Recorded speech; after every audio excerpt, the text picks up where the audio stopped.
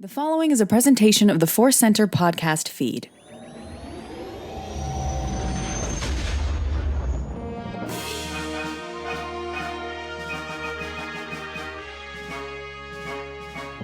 From the center of the galaxy, this is the ForceCenter podcast feed, and this episode is one of our deep dive episodes. We're going to deep dive into how we watch Star Wars, literally. And I literally mean literally the way literally used to mean. Anyway, I am Joseph Scrimshaw. I'm Ken Napzok. If we're talking about how we literally watch Star Wars, it means I'm in sweatpants and I got some sort of taste treat with me. Sweatpants and taste treats. Man, that sounds like some old song by a little 60s Beatles knockoff band. I'd love to hear that.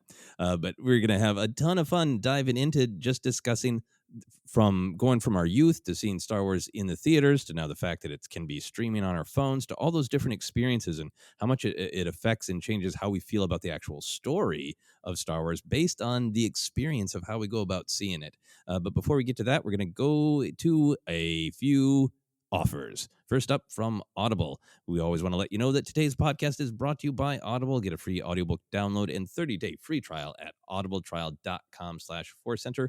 That is over 180,000 titles to choose from for your iPhone, Android, Kindle, or MP3 player. This week, we are continuing to recommend Victory's Price by Alexander Freed, the final book in the Alphabet Squadron trilogy. We are both enjoying our journey through that book, and we'll be discussing it relatively soon. To download your free audiobook today, go to audibletrial.com/ForceCenter. Again, and finally, that's audibletrial.com/ForceCenter. Free audio book. Ken, we have another offer. We do indeed. We have another offer from Inside Editions, publisher of a ton of great Star Wars books. They're offering 35% off across their entire website with a special ForceCenter code. To get your discount, enter the coupon code FC35 or visit the website with this link, insideeditions.com/discount/FC35. Now, this week, we're recommending this book. Do you like swamp vines? Do you want to try Mustafari and molten lava cakes? Well, then you're going to want to get Star Wars Galactic Baking. This comes out May 4th. I have an advanced copy in my hands. The treats look so good, but I'm afraid to bake, and this book is going to help get me through that with great things like this entry, Dex's Diner Pastry Case. That's right. You can have the same pastries Dex is selling the Jedi. Just do so by going to insideeditions.com/discount/FC35 and check it out on us. Joseph. Yeah, I am looking forward to paging through that. And, who knows? Maybe we'll make some YouTube videos of disastrous cooking attempts. You and I should try to bake. And then Jen Landa just comes in and goes, guys, here, let me show you how to do it. Jen's had some really good videos of things that have turned out and then things that have been a little bit of an adventure. And that would be really, really fun. Something to look forward to in the post-pandemic days. ForceCenter F's Up Baking. Look for that series. YouTube loves conflict. We will have some conflict in the kitchen. But I'm sorry, what were you saying? I said wonderful. I love this idea. Excellent. We will get back to that in the post-vaccination times.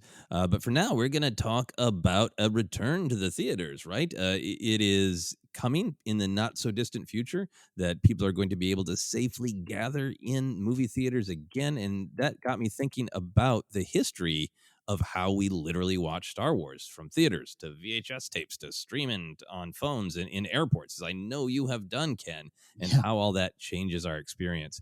So I wanted to kick off our conversation by asking, do you have a favorite Star Wars viewing experience from the pre-Disney Lucasfilm days?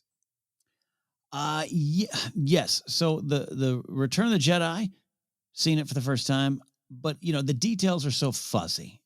7, right? So I almost can't answer that. But for me, I thought it was Phantom Menace. It was Phantom Menace. It really was. Friend came down from my hometown. I had been the one to wait out and buy tickets. I waited out and bought the toys. We waited in line, early showing, and and nothing can take that away. And even my changing, views on the film over the years to where I am now, tremendously positive, to on that day, slightly confused. And, you and I talk openly about that journey as Star Wars fans of our generation. Nothing can take away that feeling seconds before a long time ago in a galaxy far, far away popped up on the screen in May of 1999. Right. And just the energy in that room, right? I remember turning to my friend, Gavin was his name. He had come down, a good friend of mine from back in second grade. And he drove down we were in Winnetka, California, out here in the San Fernando Valley. And I just grabbed him by the arm, and he was kind of a bigger, bulkier dude. And I grabbed him by the arm and I just shook his arm, and I was like, I can't believe it. Yeah, I will always remember that Phantom Menace experience. And it got replicated to some degree in a different way by The Force Awakens. But, the Lucasfilm coming on in Phantom Menace in particular, that huge cheer, and it just died down when, the Long Time Ago came on. And then there was an energy of like, screw it, do it again. Huge cheer. Yeah. Yeah. I think for me, this is weird, but I did just try to be a Jedi about it and like close my eyes and take logic out of it and just listen to the Force. And for me, I think it is Attack of the Clones in 2002.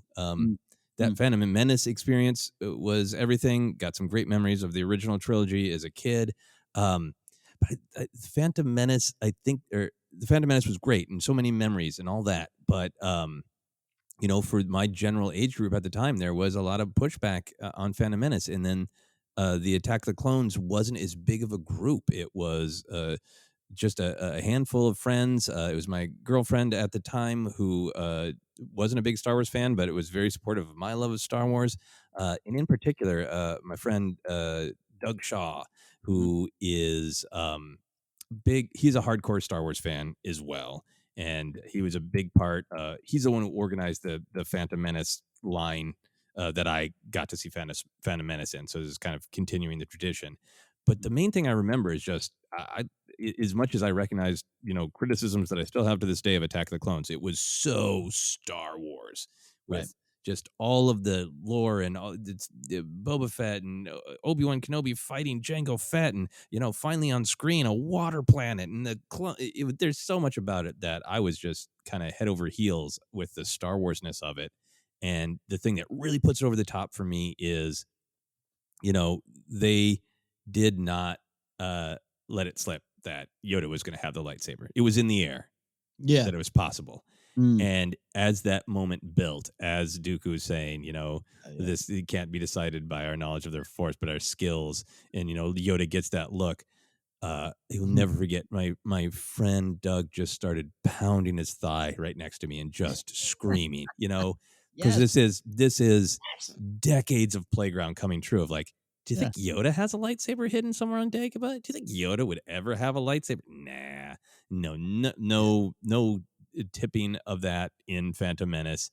And I thought he was going to break his leg, pounding his fist so hard in just the excitement of this incredibly weird moment, that I think that moment is for me like one of the just real true joys of seeing Star Wars in the theater. Yeah, look, I know we've said this before in the 6 years of broadcasting, but I think it's apt to mention it here. You and I share the same opinion of that scene of no matter what you thought later on, we were there, man. And I sometimes want to point up some of my friends, older Star Wars fans around me and be like, no, man, I heard you cheering, man. And I know you say you hate this film and George sucks and the prequel sucks and the Star Wars Disney sucks and everything, but you were there and I was there and I heard you cheering and I heard you crying tears of joy. Don't deny it. Don't deny it. You scream for Yoda bringing out that blade. No. His vocalization.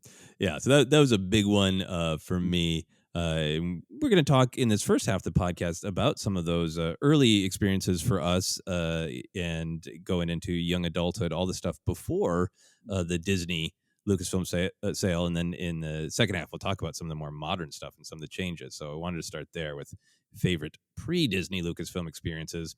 I also want to get into this big picture question, Ken, of Star Wars is solidly a television franchise right now as well as, a cinema franchise.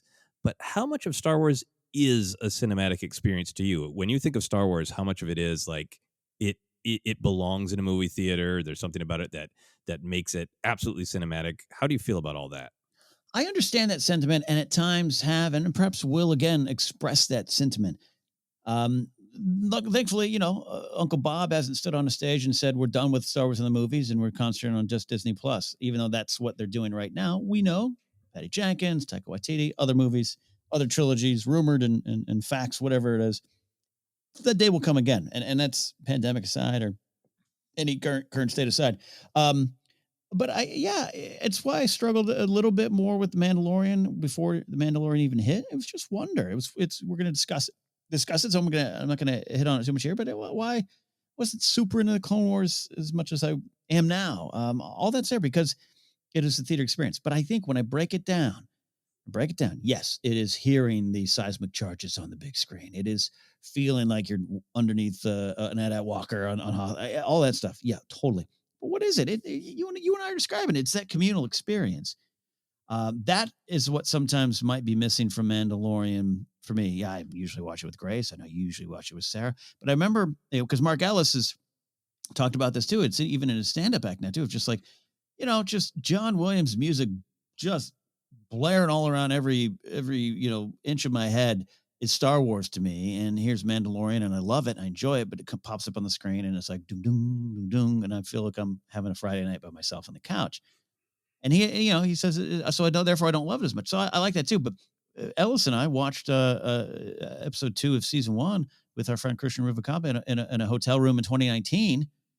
And it was a communal experience, and we had a great time. And I think that's part of what people think of or feel when they say cinematic experience. It is that Star Wars community coming together. This is so great because I got some questions coming up about this, but I was curious how quickly it would come up organically in our conversation Yeah. about the difference between sort of the technological experience of seeing something in a theater with the huge screen and the amazing sound and the popcorn and all the tactile experiences. How much of that is important versus how much is it the joy of experiencing it in a community and with a group of people. And I'm so glad you brought that up because I think we're going to be revisiting that as we, talk through this idea of, how does it affect the actual story, how you see it. Yeah, it really does. It does. It does affect you. Yeah. Yeah, I think you can kind of split it out of like the storytelling, right? Because Star Wars has always made an effort to keep its on screen, with the exception of maybe the holiday special, to keep Yeah, its on screen storytelling cinematic, right? I mean, yeah. the aspect ratio of the Clone Wars, and the million different moments of Filoni talking about like, yeah, these he wanted these were not. It's a cartoon. This was this. We're making a little half an hour movie every episode, right? Mm-hmm. So they're constructed to always feel cinematic, and I would argue that Mandalorian still feels cinematic. I totally understand what Mark is saying about that experience. So like the storytelling always has like an element of the cinematic to me, but I think because I grew up with it being this incredibly rare treat, that movies came out, very rarely, and they were movies, that that will always be a part of what Star Wars is to me. But I was trying to think of the right analogy. And my wife and I just did an episode of my podcast Obsessed about takeout food because we're getting so much takeout food during this time. And there's this place in Los Angeles that I know well, Ken, the Smokehouse. Yeah. Great supper club, right? Where part of the point of getting the food there is to go there, right? And be in that environment where you can just kind of you can feel in the walls that Frank Sinatra used to have arguments with people here. Yes. You can feel the history in the place. There's you in Grace invited Sarah and I to go there specifically on a night where there was a great singer, right? Mm-hmm. So it's got this vibe that you can't get anywhere else without going there. Totally. But Sarah and I have been getting takeout from there, and like the food is special and the food is great. And I absolutely still love the food, and it's still delicious, and you can even get cocktails to go, and you can kind of, have the Smokehouse experience at home, but it's never going to be the same as going to the Smokehouse. Yeah. And I think that's ultimately the way I feel of like Star Wars is always Star Wars in its one experience, to have it at home on the television, like great takeout. Yeah. But it's never going to be quite the same as going to the supper club, going to the movie theater and having being surrounded by fans and randos and Mm, the smell of popcorn, you know? yeah, and Marvin Robinson singing. Oh, that's just at the smokehouse. He's the great one. Yeah. No, no, exactly. And we're in a new era where it's like, I guess with food and Star Wars, where I feel, I don't feel a complete loss at all. I love it so much. And we're going to talk about just, how many times you watch Revenge of the Sith on your phone. It's a lot. But yeah, there's something special about having 2 loaves of cheese bread in the restaurant. Exactly. That's what we want at Star Wars: 2 loaves of cheese bread. Uh, with a community. So let's go back to the beginning then. What Mhm. do you remember of the, actual tactile, physically there theater experience of early Star Wars viewings? I know you saw Return of the Jedi first. What are those memories like? I wonder, and absolute wonder. And I touched upon a little bit on Spotlight Star Wars I released this past weekend of just like I remember driving or parents driving away, and me looking up to the stars. And it wasn't like now some people looked up the stars and said, "I want to, take a space shuttle, or I want to design a satellite, or get into science." And other people were storytelling. I was definitely a kid of like, oh, I want to become a George Lucas. I didn't even know what that meant, but I do remember driving away, 7 years old or so, and just looking up and just thinking the adventures out there, that world's out there. And the second time I saw it, we saw it at another theater in our town and down the street from my house. And that was one that my sister cried and my mom had to remove her because Yoda died. And my sister just kept screaming, Yoda-yo, Yoda-yo. And Totally understandable. totally understandable. So, so other than that memory, I remember really, it sounds cliche. It sounds like, man, they're just so positive over there at ForceCenter. They actually love this stuff. I just remember walking in a theater, just wanting to go back to that world, back to those friends I made in that world, and knowing what's going to happen. Obviously, I know that they're going to blow up the Death Star. I saw it. I saw it 2 weeks ago. But knowing that, I just want to live in that world again. And I think if you're a Star Wars fan, and it's similar to any other big genre kind of entertainment, Lord of the Rings, Game of Thrones, Doctor Who, anything that we talk about, it's you really feel part of it, and that is what I remember. And it's not necessarily tactile. I'm not describing the popcorn. I guess it's, but I remember that as well. All else faded away, Joseph, because I was there. I was in the world. Right. So in a way, you're like your tactile experience of the actual theater is the theater working the way it's supposed to. Of it melts away, reality melts away, and you remember being in a different world. Yeah, 100%. And then later on, I started processing the storytelling of it and wanting to tell my own stories. But that is what and that is why sometimes I struggle with some, I know I can be wonderfully curmudgeonly and grouchy sometimes, but you know, oh, Ken, you love Game of Thrones. You'd love Vikings. Not really. I love Game of Thrones. And I love living in Westeros in my head and studying the history of Westeros and Essos and everything. I really do. I got pulled in by that world, not the story. Story is there and I love it. I got pulled in by the world. I got pulled in by Star Wars. And that's the difference between not that Vikings isn't good or Outlander isn't good or all these other shows I constantly get recommended. Oh, you like swords and dragons? You should no, I like Game of Thrones. I like Song of Ice and Fire. Yes, I watch Outlander and enjoy it. I would not make a Game of Thrones comparison myself, but that is an entirely different podcast when we start doing Other Center and talking about random television shows. Yeah. I love what you're saying though of what your memory is how it made you feel and disappearing into a world, and that makes a ton of sense to me. Mhm. I think that is some of the power of Star Wars is it felt so specific. And as a kid, I wouldn't be like, yes, because George Lucas likes anthropology and he Mhm, allows mhm. characters' names to be pronounced 2 different ways. And here are the building blocks of creating that authenticity. It's just, you don't have words for it. You're a kid and it feels like you went to a different time and a different place and you want to live there. Yeah. Uh, and that was my experience. I have very dreamlike memories of seeing A New Hope and Empire Strikes Back. I've talked about I was living in Portland, Mhm. Oregon at the time of Empire Strikes Back, and I remember there's an intersection of bridges where kind of in my mind it's incredibly high in the air, it's Coruscant, but I know it's not in reality. But where like one bridge passes under another bridge Mm. of freeways, and we only took that route if we were going to the theater, and like that's one of Right. my memories of like if we were going through this section of freeway where the bridges overlap.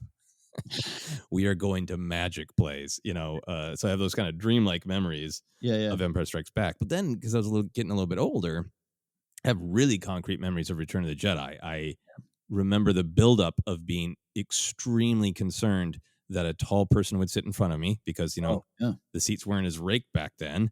Mhm. Uh, it was around the time of concerns about people slipping razors into candy at Halloween and Yeah. tampering with aspirin. So I was telling him, I remember like, I'm choosing not to have candy because I don't want to accidentally die during Return of the Jedi. Yeah, and we're certainly not laughing at the real life incident behind that, but man, was that I lived with that fear every day. Yeah, I mean, if people try to tell you, that everything was so much simpler when you were a kid, I've never felt that about nuclear holocaust razors and the candy 80s myself. Yeah. Yeah, I'm ducking under a table in my elementary school, hoping the apple I have to survive on if the blast happens doesn't kill me. Yeah.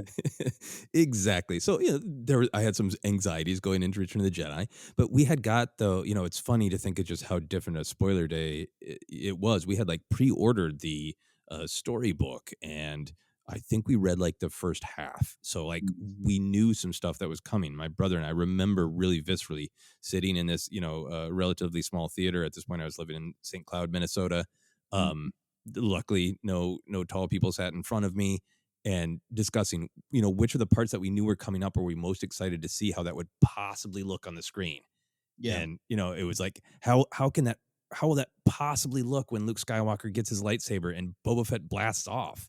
Yeah. Uh, and I remember almost more than watching it, I remember the excitement of sitting in that theater that I was actually going to see these things on screen. Oh, that's Um, great. and some of that magic just really, really remains for me, I think, to this day of like, I can't wait to see that on the screen. I can't believe that's on a screen. I think that's some of the Mhm. reason why I love some of the things in Mandalorian season 2 so much of like, like strip away everything else. I can't believe that, that's a Mandalorian actually fighting a real crate dragon on Mm. screen. Yeah. Oh, yeah. Yeah, it's I went to, Ray crying over what we now know as Finn, but every video had 14 theories, mine included, Chewbacca and everything, whatever, and going, oh, I'm going to be able to see that on the screen and be just pulled in by that moment. Yeah, it drives us. Yeah, absolutely. So I think that it's interesting that a lot of our memories for those early viewings are dreamlike. Yeah. I bet we have some crisper memories as we marched Yeah. to the future. So after the films are out of the theater, right? We have all these years between the original release and the special edition re-release in '97, and there were different ways to experience the films, right? There were some television broadcasts, there were VHS tapes, there were laser discs, maybe there were some screenings, different places that people got to see. How did you experience watching Star Wars in the years between the original release and the special edition re-release? Yeah, it was mostly if I saw the VHS tapes or it was at a friend's house or for a special occasion, we'd rent them. Or on those days where, I don't know, either a sick day or it was like, Mommy, can I watch Star Wars?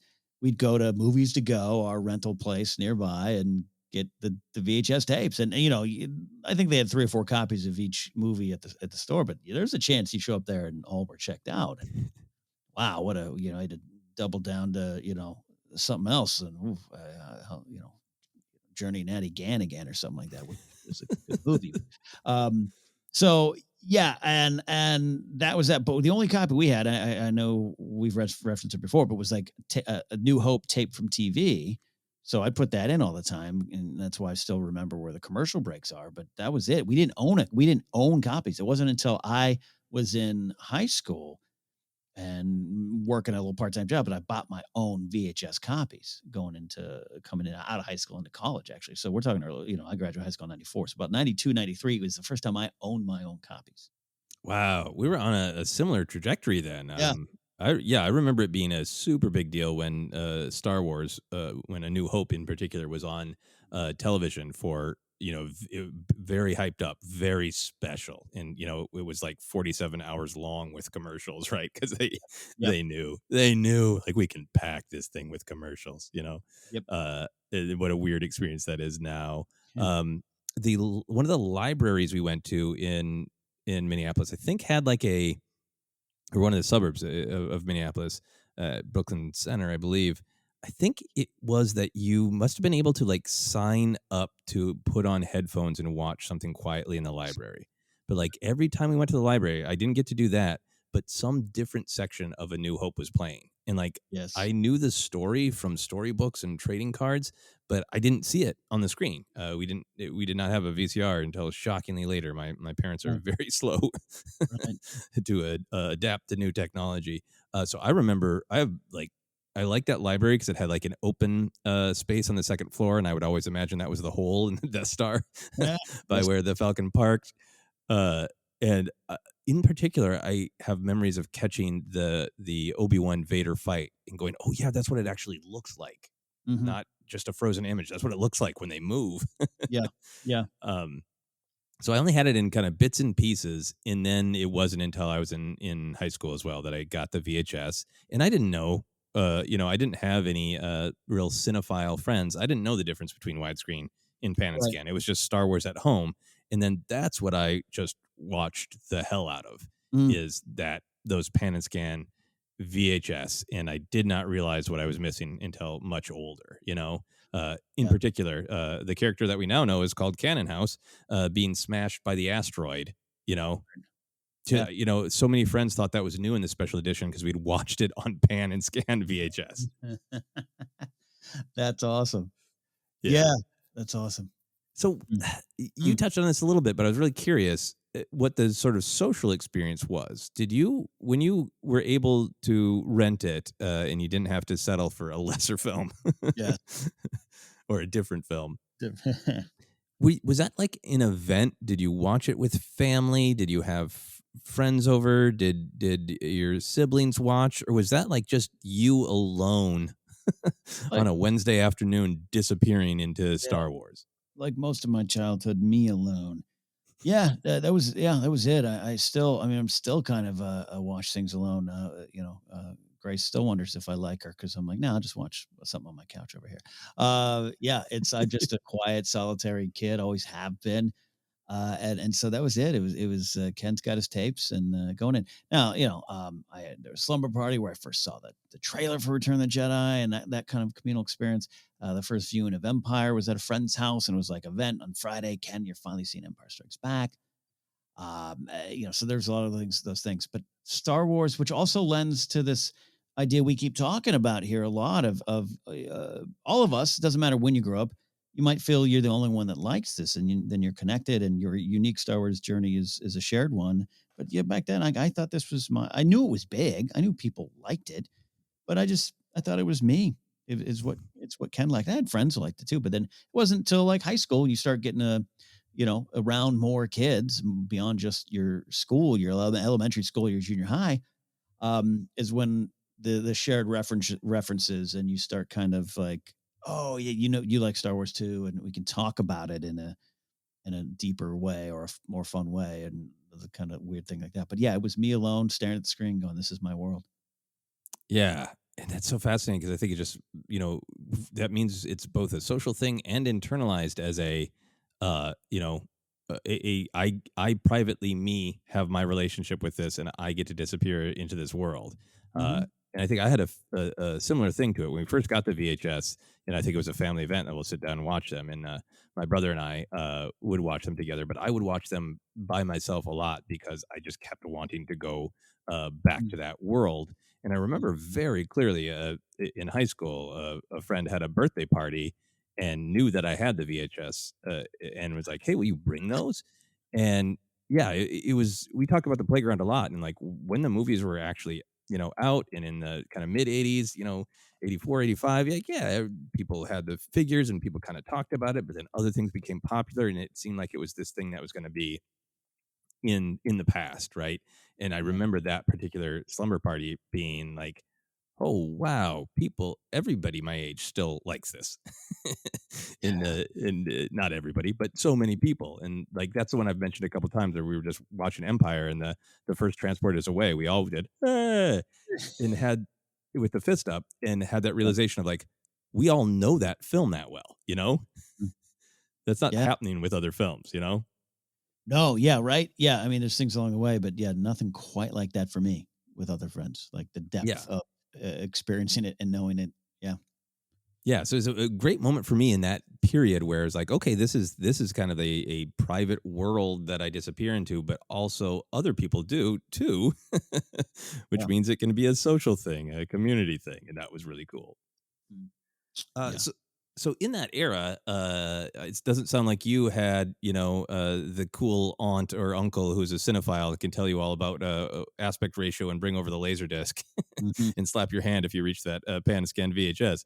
Uh, Odds are good that we were not watching pristine versions of these films. Do you think that changes how you see or feel about them to this day? That a lot of your just getting deep into the world of Star Wars is watching it on VHS that isn't even widescreen?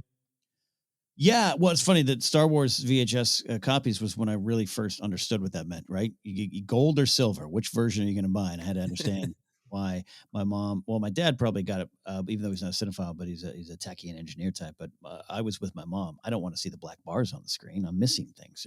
you know, that we all went through in a generation. But yeah, no, I don't know. I'm going to this spot here. It's just like I only recently, I think, for some of the stuff we did with ForceCenter with some of doing the little commentaries.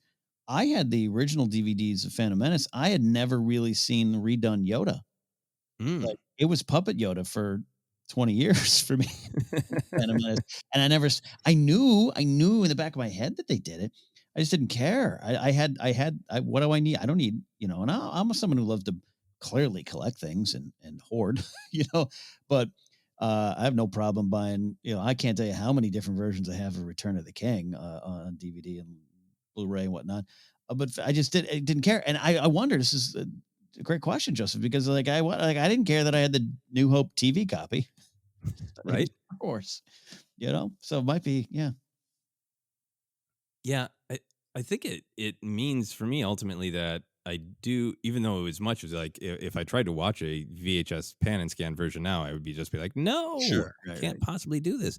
But I think for me it means that I developed a bond and a care for the core of the story and the Yeah. experience of going, a long time ago in a galaxy far, far away, that that experience is so powerful that it overrides the technical a lot. Mhm.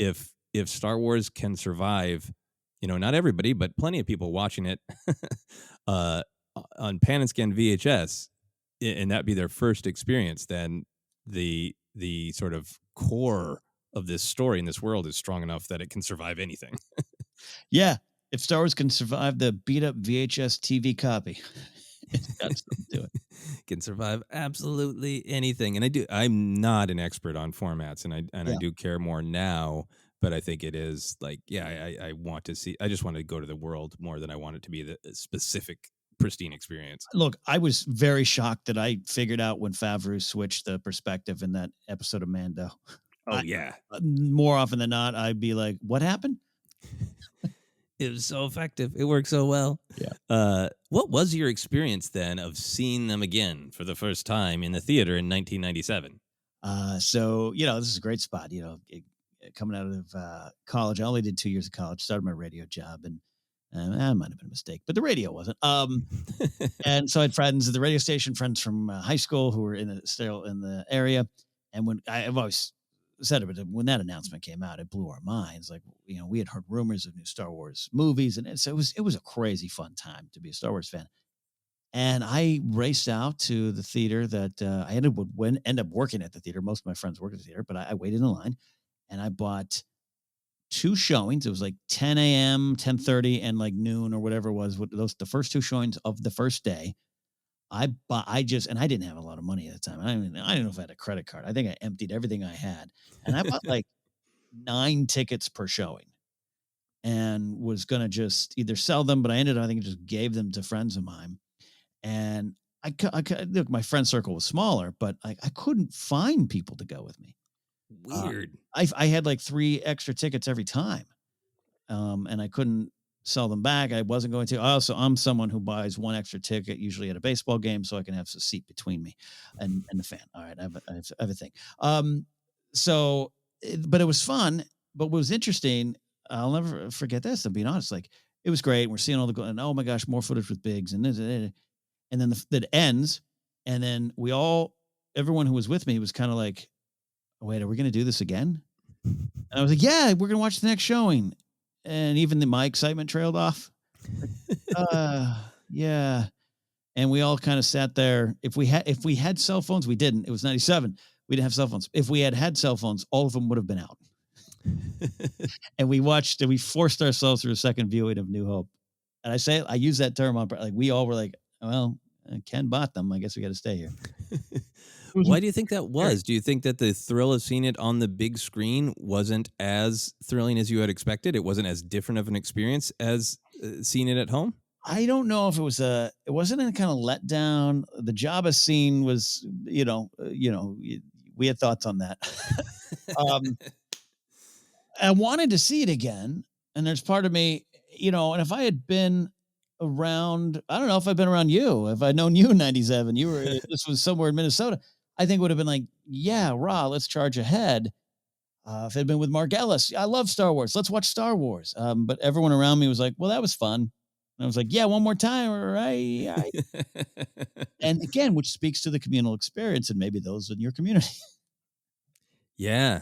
Yeah, no, I think I had such a good experience of it because it was a little bit of an explosion of, people really want to talk about this now. Like, right. I had that glimmer back in high school, and this is now I was in college and doing more performing and really making friends with a kind of an improv sketch community that was all really excited about going to see this, and I think that was for me kind of a time and a place where hanging out with lots of comedians who really wore the badge of I don't care what other people think. The point of doing comedy is to get to be yourself, So there was a real we don't care what anybody else thinks. We want to go see Star Wars. So being in that environment, I think really, really helped it be exciting. When I was trying to just viscerally remember, I had forgot that I was very, very short on money at the time. Yeah. And one of my contacts was messed up in some way where it wouldn't quite stay on my eye. And I remember thinking, I hope my contact kind of stays in place when I watch Star Wars. Please, contact. And it wandered a little bit, but it didn't take away from any of the joy. I remember seeing A New Hope. I saw A New Hope twice. I think I saw it once with some improv friends. Then I saw it once with another group of friends. And people laughed at the moment where in A New Hope where Vader says, I sense a presence I haven't felt since, and then turns kind of abruptly, Right. But at that point I was so into it's Star Wars, I had at that point already been thinking about the depth of pain we see in Empire Strikes Back and the torture of Luke's journey and what's going on in Vader's head in A New Hope. I was really thinking about it in a let's dig in and talk about the ideas, and to hear this whole audience laugh is like, Darth Vader turned too fast. I got so angry. It's like, don't you laugh at Star Wars. Don't you laugh at Star Wars. The Joseph Scrimshaw story. Weird thing to say when I was just going on about I was around a lot of comedians. Like, don't you laugh. But it was one of those moments for me that really it clarified that this is something that can be absolutely my personal experience of, I go home and I watch these on VHS and I disappear into that world for myself. And, I go in with whatever mood I want, silly or deep. But when you pull back to it's a social experience, that means, you're one of this large organism experiencing this together, Yeah. And that was a fun part of that. Not just the literal physical theater experience, but also the community experience of, going to the bar afterward and having those, what to me are I almost think of it, the conversations happening immediately after the special editions in bars was like a proto YouTube. Yes. It was a proto podcast. It was, let's all run down the list and see if we can identify all of the changes and debate whether they were good or bad. It was like, let's rank the changes. It's literally like the Snyder Cut Yeah. videos that are going around now of like, here's every difference between this and the theatrical cut, and we're going to debate which one's better. Those were the conversations I had in person, Mhm. and it was the first time I really had that experience of a whole community is debating this. And Yeah. I would have had that experience a little bit, I think, if I didn't go to the movies in groups, but it was even more a part of the experience of literally seeing it because it was the theater and then the conversation immediately afterward. Yeah. I didn't so much experience that, but I remember going back to like 94, 95. We did watch maybe Return of the Jedi or something in our college screenwriting class, and that right after the lights came up, that was proto YouTube, as you said. I experienced that. Yeah. Yeah. So that was a good time for Star Wars to Was. kind of take its first steps into a larger world of a specific kind of social conversation. At least, from my perspective, I'm sure that was happening Yeah. during the original trilogy for people who were older than us. But Yeah. for me, that was the beginning of that. We both talked a little bit about our prequel experiences. I think I know the answer to this question for you, Ken. But did you see all the prequels at midnight showings, or did that drop off for you after Phantom Menace? Never. No, because I saw Phantom Menace 10 a.m. I mean, I'm staring up at the ticket. I got it up here. I can't read from here. Oh, so you didn't see it at a No, midnight showing? I've never been to a midnight show in my life. I love sleep, Joseph. I love sleep. The only thing I've done at midnight is wait for tickets or wait for action figures. And even February 1999, I was like, well, that's about enough of that. No, I never did. Now, I will say part of it is working in a job where I had to sometimes deal with people lining up at midnight for tennis shoes or tickets, and Oh, okay. a little bit of that. But not to say I don't get understand the fun of it. No, so my experiences were always. I'll tell you, I'm a it's 10:30 on a Tuesday. Let's go see a movie because no one's there kind of person. So all my prequel experiences were like 10 a.m., 11 a.m. showing. One Friday night, Revenge of the Sith at like 5 p.m. I think was the latest. Wow. Yeah, But I imagine that they were still packed, that you were seeing them 100%. soon enough, right? 100%. And look, it was totally communal. And Attack of the Clones was more communal outside of just my immediate circle. Phantom Menace was more me and my 6 friends going. Attack of the Clones was me and my buddy, and I know I mentioned it before too, but just like me and him, me telling him the Jedi are kind of the bad guys of these series, which now is super layered, and justice for the Jedi is something we believe in here. But telling him that upset him, and then I was digging into him a little bit. And disclosure, he's like my brother, and he's a police sergeant now and everything. So take that for what you will. And I was like, no, they're doing things wrong. By the way, he and I had this fight this year, and speaking as much right now. And I remember telling him distinctly, I was like, Obi-Wan is a drunk, and I'm joking. And people around us are laughing, and it was communal with people I didn't know. So if that was the first time I experienced that, like almost like we experience with a convention now, it was sitting on concrete outside of this movie theater. And people around me going, yeah, Obi-Wan, no, the Jedi are cool. And that was a little bit what you're describing too. And then, by the way, when Attack of Clones starts, and as I said before, but when Obi-Wan says, first we need a drink, or whatever the line is, I literally just elbowed my friend. I was like, what have I been telling you? That is so great. Justice for Ken's theories on Obi-Wan's alcohol consumption, which I'm happy to have the action figure where he's got a drink. Yeah. I saw all of them midnight screenings. Phantom Menace was the big event. I think our personal group had like 15 or 20 of us, and then it was a part of this whole organized group that I said, my friend Doug Shaw was kind of our entry into that world, but there was the specific guy who stood up and gave this rousing speech about how great this all was, but he had been to this theater 1,000 times and he knew the exact ideal seat and no one will take it from him. Yeah. It turned from inspiring to frightening. Attack the Clones I saw with a smaller group, and then Revenge of the Sith was an even smaller group because there had been, at this point, was performing at conventions, had a bunch of friends who were solidly in the nerd community and had soured on it, and it wasn't a priority. And it still was for me so much. And I remember all those midnight screenings being a part of like it's an event. This is not like anything else. I have to see them at Mm, midnight. I'm curious for you, mm, with something like the prequels that are so informed by the audience reaction and that first time you see them and the memories that you're sharing of elbowing your mm. friend at drunk Obi-Wan Kenobi, and me remembering my friend pounding his leg at Yoda's lightsaber. Do you think that those first viewings ever leave us? Do you think that they affect how we will always see those films, because those first viewings with that community are so powerful? I think, yeah, I don't think they leave us. However, I will say sometimes, and look, well, we grow, we change, and how we take in the movies, and maybe you like something a little bit less later, maybe you love it more. I think we sometimes fight to go away from those feelings, if that makes sense. Mm-hmm. Particularly in Star Wars, where you and I joke about the Yoda thing, but it's literally like your gut reaction. Yes, you can find later deeper meanings and all this, but your gut reaction in the moment of how much you had fun and how much Mm. you enjoyed that. I feel sometimes we fight to disconnect from that. If that Yeah. makes sense. And that's why I think they do. It does linger. It does go with us a little bit more, and you have to continue to sometimes choose that joy to keep finding it there.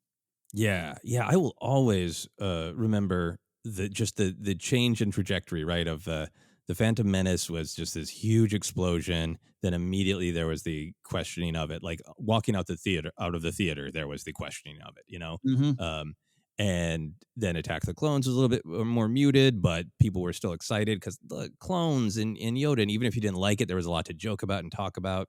And then by the time Revenge of the Sith came out, there was, my friend group, it was, a muted level of interest, but I was so invested still. Hmm. And I will always remember being like blown away by the opera box seat in the theater.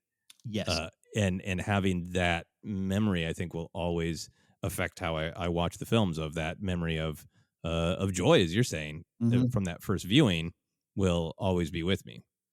Yeah, and there, yeah, there's a moment from Revenge of the Sith I still laugh about. And they talk about just that first viewing. I was saw Revenge of the Sith at ArcLight Hollywood, and I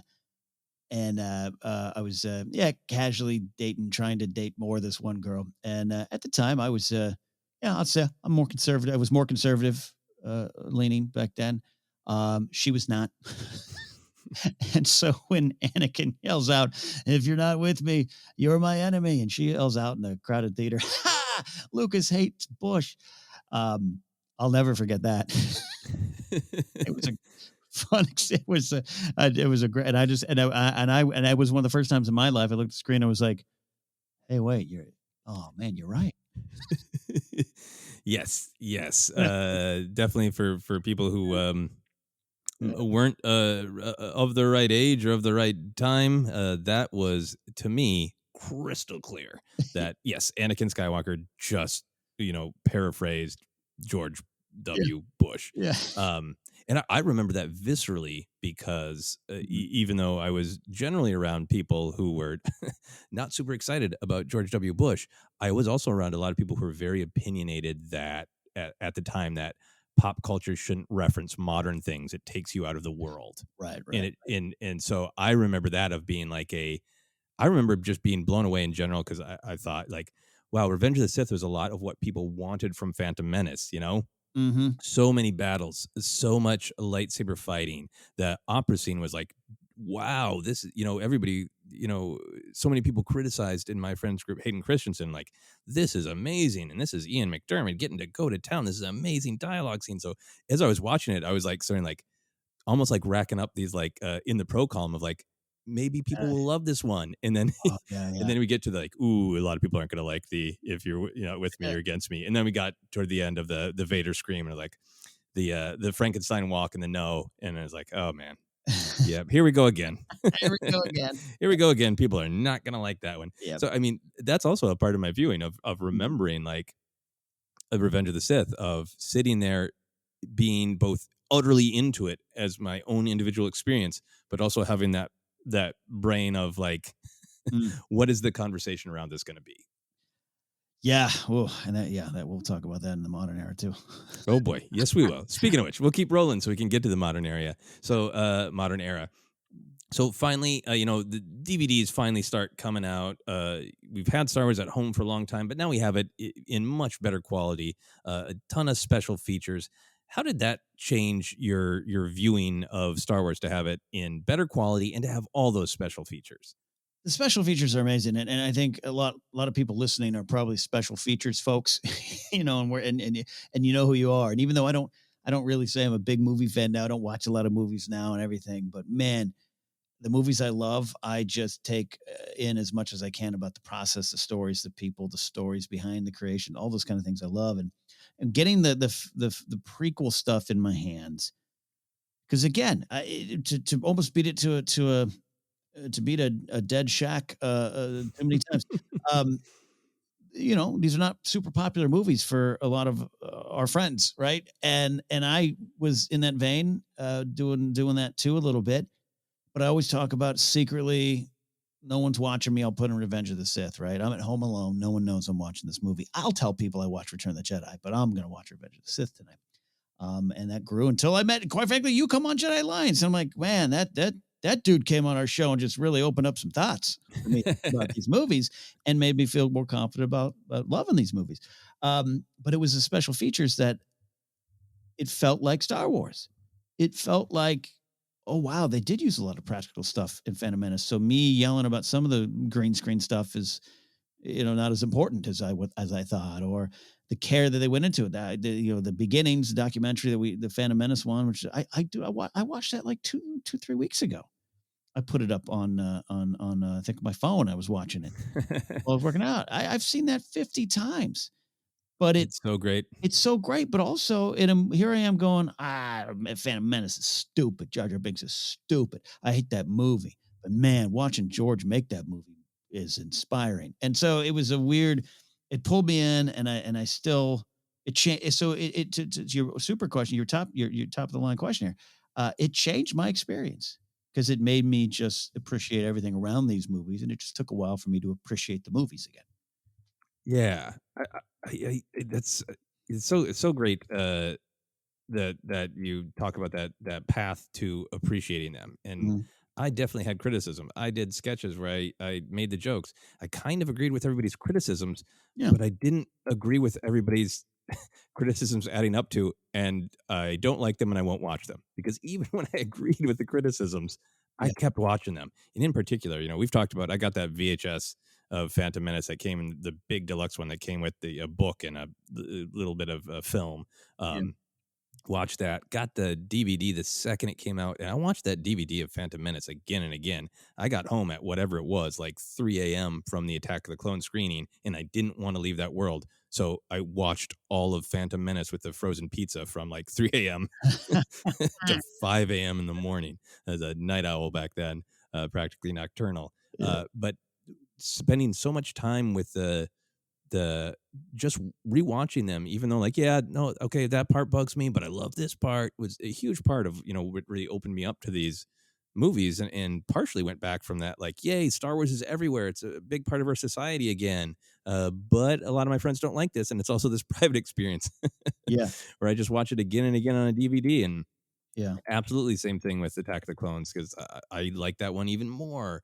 And the the extras on the DVDs were great, but then they also streamed a lot on the website, Yeah, yeah. and I Oh, think that was the first time for me. It was like, okay, I got some problems with the movies, but I know who Nick Gillard is, and in right, right, right. I know who Trisha Bagar is. I know Rick McCallum has to get bleeped a lot, and I was so into the people behind it as well that would became a big part of my viewing experience.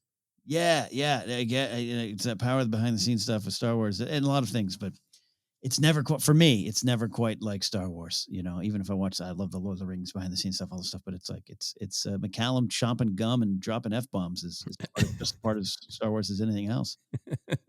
Yeah.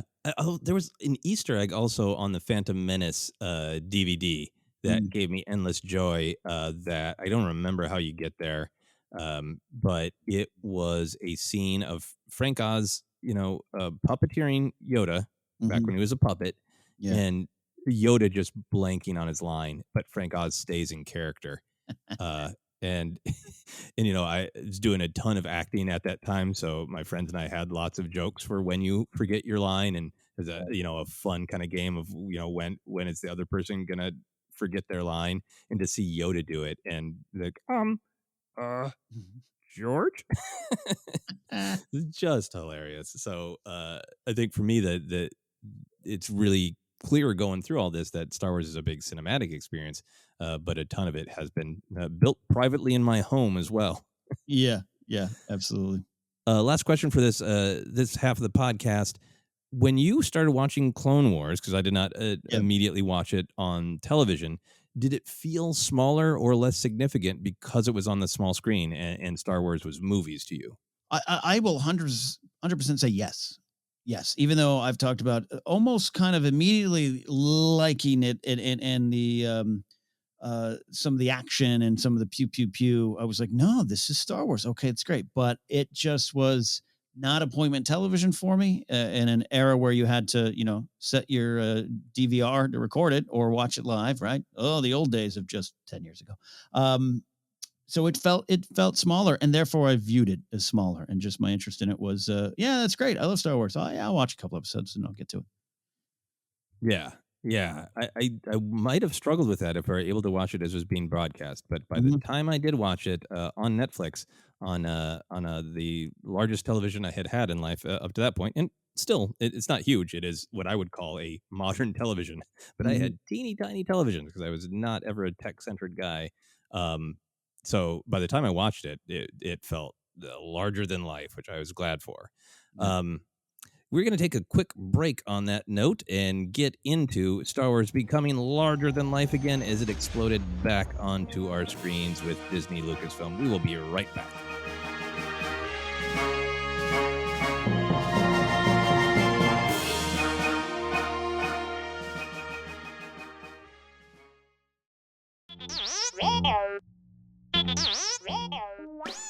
Hey, ForceCenter friends, make sure you're keeping up to date on all the great content from Jennifer Landa. Whether it's YouTube, Instagram, or TikTok, you whippersnappers, ForceCenter's own Jennifer Landa continues to bring you fun, informative, and insightful laughs and moments. Also, Jennifer brings her experience and perspective as a Star Wars loving mother to her DIY projects, blogs, and more. So be sure to head on over to jennylanda.com. That's JENILANDA.com for articles like how to make your own Darth Maul sneakers or 10 unique Star Wars baby gift ideas. Follow Jen on Twitter and Instagram at Jennifer Landa and on TikTok as Jennifer Landa 1138.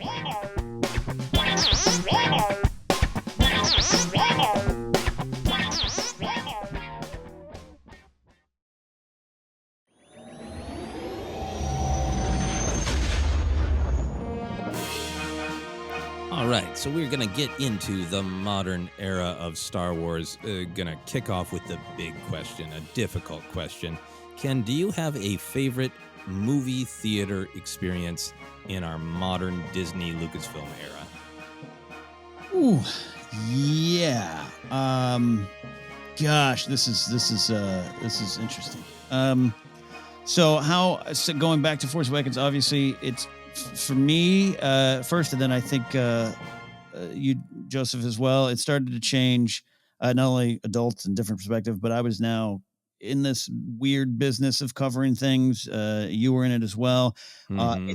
Unfortunately, let's be honest, it took a little too much. You, me, and Jennifer weren't on the right lists for a long time. I was always a plus one, and because of the full time gigs I have at the other companies.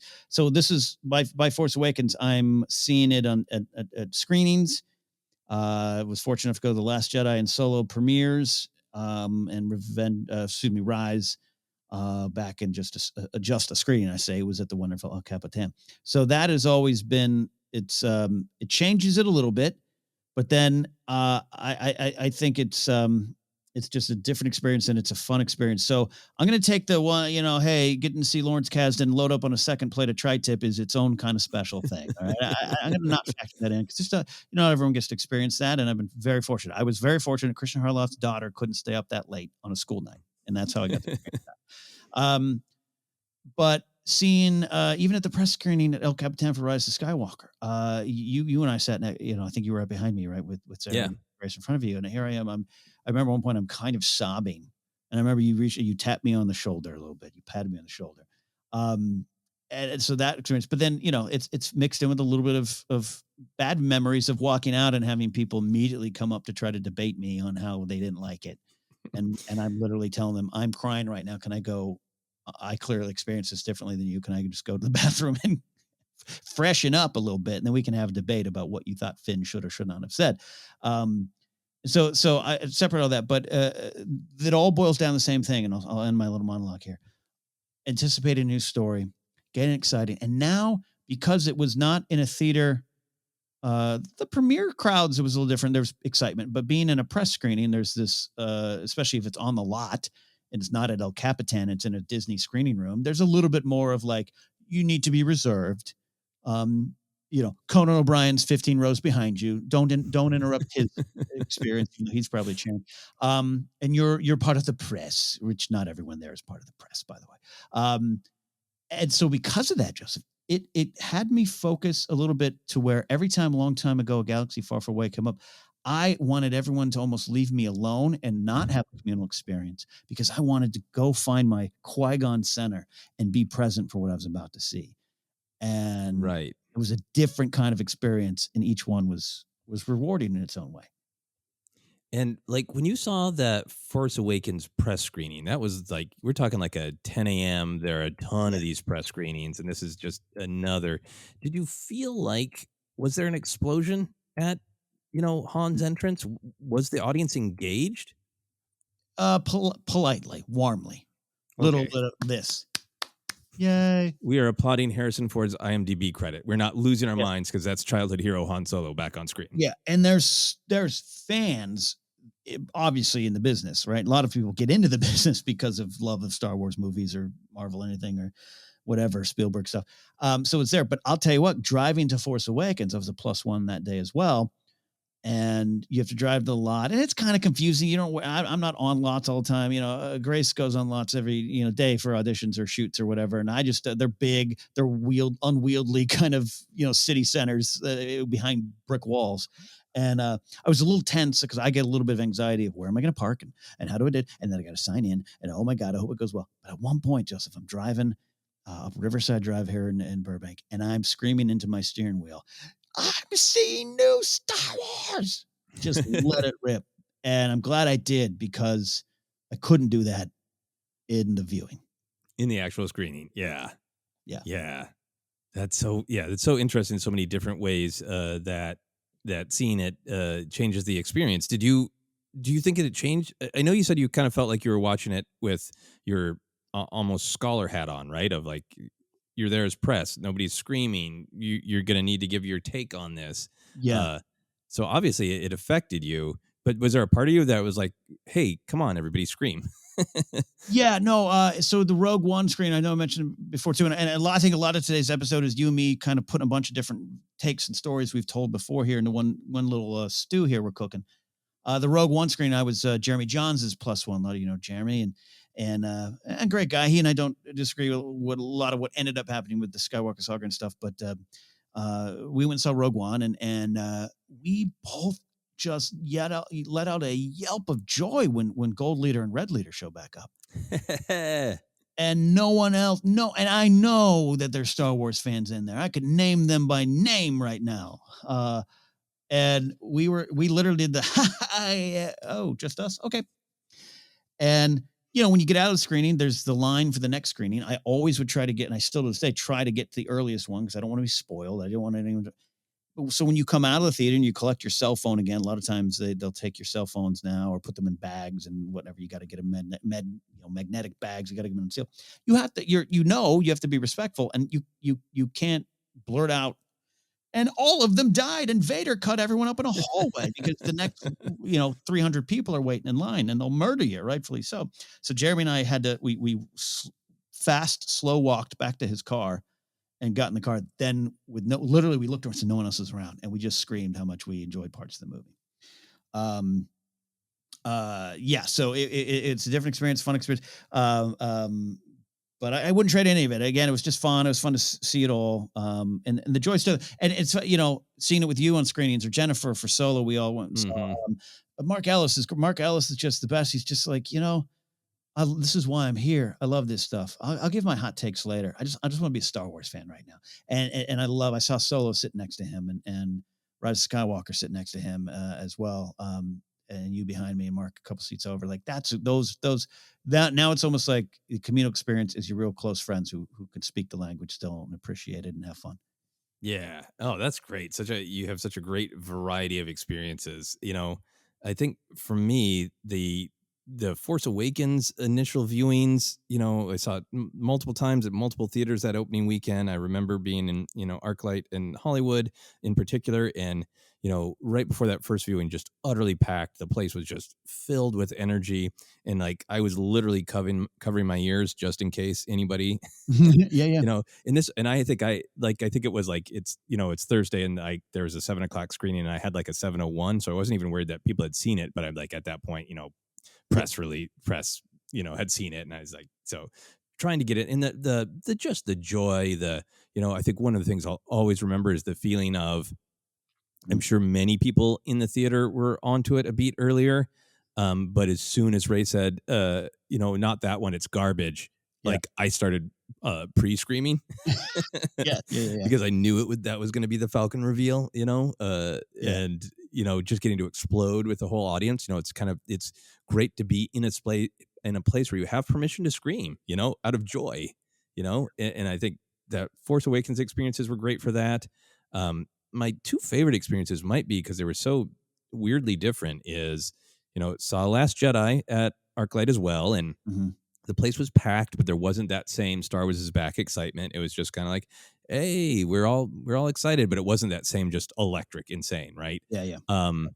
And for people who don't get the chance to go to the ArcLight chain, they've got this thing where they've got ArcLight people in their shirts, and they always come out and they have the same speech. It morphs a little bit, but it's like, welcome to the ArcLight. I'm going to stand off to the side and make sure that the screening is up to ArcLight qualities. If there's any problems, come find a person like me who is wearing this shirt. And you can always tell if the employee is also a stand-up comedian, because they'll try to work in a joke about the shirt.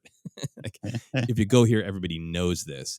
And the ArcLight person walks out and starts talking, and there's a murmur, and the guy's kind of weird. And he's like, so this movie was made by someone named Rian Johnson. It's really long, probably longer than it should be. So you should go to and everybody, the dime drops for everybody. Like, oh, that's Rian Johnson. And like, he's such a movie fan, and he goes to ArcLights because obviously he lives in LA. Yeah. That this was just like this fun cosplay for him of a fun way to celebrate, That's awesome. So the memory of that, and it was like, there were 15 showings of Last Jedi at that exact moment. So just like totally random that was, the one that he did for that time slot. And I think he bopped around town doing it at different theaters. Yeah. That's right. And then, just the experience of seeing Last Jedi, that first viewing, the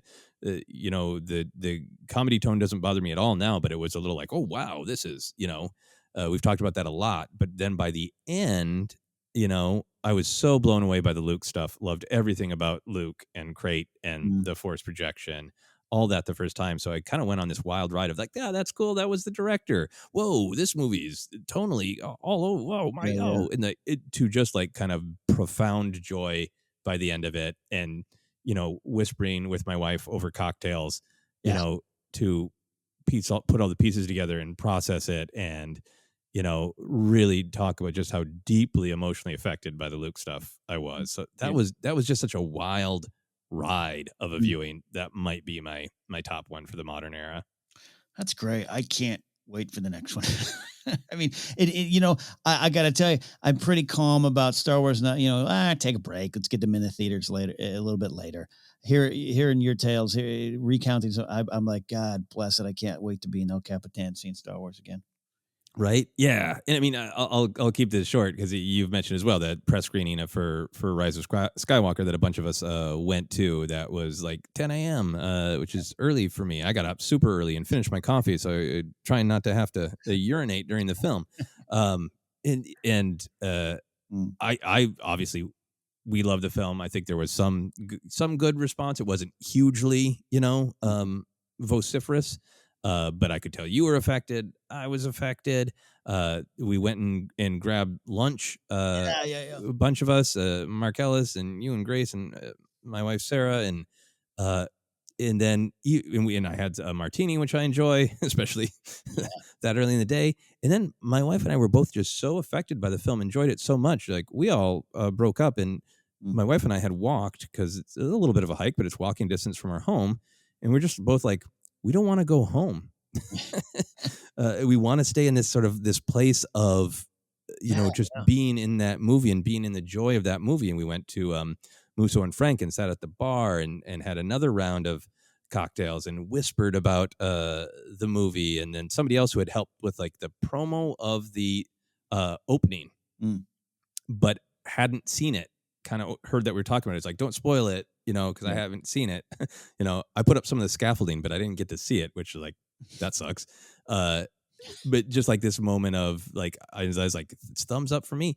And, I literally got home that day and opened up the Twitter, because I just didn't look. I just stayed in this place of bliss with you and Mark and Grace, and then a big time with my wife, celebrating, all those moments that we love, celebrating the what the film did for Leia in particular. My wife and I talked about a ton.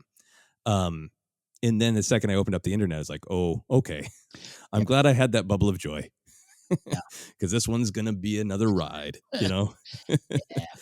And I think for me, it that literal viewing experience of what you went through too, of like, you were emotionally affected, immediately getting the, like, let's have the hot takes and let's, people have every right to their opinion, but it'll always affect a little bit how I see and think about Rise of Skywalker, of remembering that bubble I got to be in for a little while, where it was just about me and my close friends' reaction.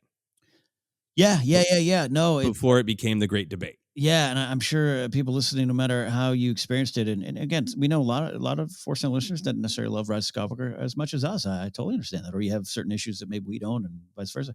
But any Star Wars film nowadays, or any Star Wars show, it's like you appreciate that bubble, because once you step out, and I'm talking about like your immediate 6-person bubble, you step outside, it's a different experience now, and you can't deny that, and it's probably always going to be that way. So you find the joy where it is. Go to the joy. Go to the joy. Yeah, you touched on this, but I'm really curious if, right now, this moment, no pandemic concerns, you could magically see a Star Wars film with a packed theater, or you could rent out a huge theater for 6 friends. Which would you want to do? Which experience would you want to have right now? Let's see. Let me actually, I would want to, I think I'd want to rent out a big theater for 5 people now.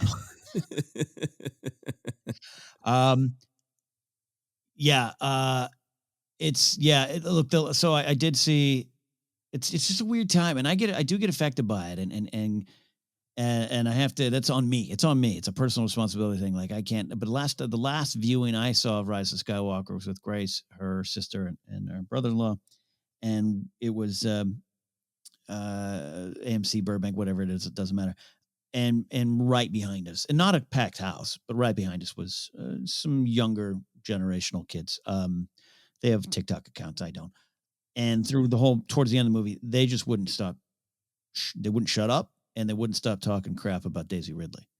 Oh, and how bad of an actor she is, and this and that, and this movie's so stupid, and this and that. And I'm not that person. I've been in a lot of physical altercations, but always under the context of the job. I had a moment where I stood up towards the end, and I kind of had to be pulled away, because so I'm like, it's just like, it's so rude on so many levels, but it's just like, I don't want to be that person either. So I'd rather rent out and bring you and Sarah, and Ellis, and some select, friends, and just put our feet up and have a great time. Yeah. This is probably a much larger conversation too, about as we all get back into the world, what it's going to be like to be those big groups. Yeah, I mean, I'm not in a rush for a lot of reasons, man. I understand. I've had some joyful experiences. The Force Awakens, particularly the first screening of Avengers Endgame. I've maybe never the first screening of Black Panther. My Lord, great communal experiences. Yeah.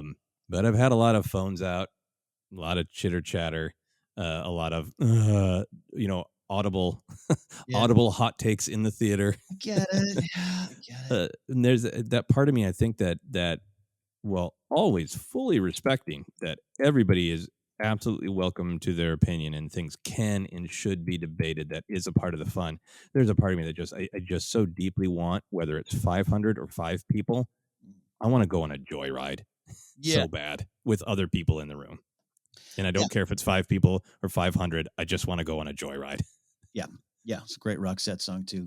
Join the joyride, babe. Yeah, I'm with you too. It isn't. I don't want. It's not that I'm not. I don't want to. Only be surrounded by people who love it, and just life just doesn't work that way.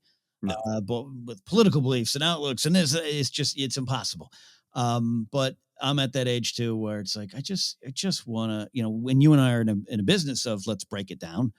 But in those moments, I'll break it down later. That's all I wanted in some of those screenings. We can have the hot take debate later. I'm crying. I'm literally crying coming out of the theater. Could you let me have that for 2 minutes? Yeah. Just let me have that. I'll let you have your thing. Let me have that thing. Yeah, no, I mean, I was wiping away tears at the end of Rise of Skywalker, and it was great. It was joyful.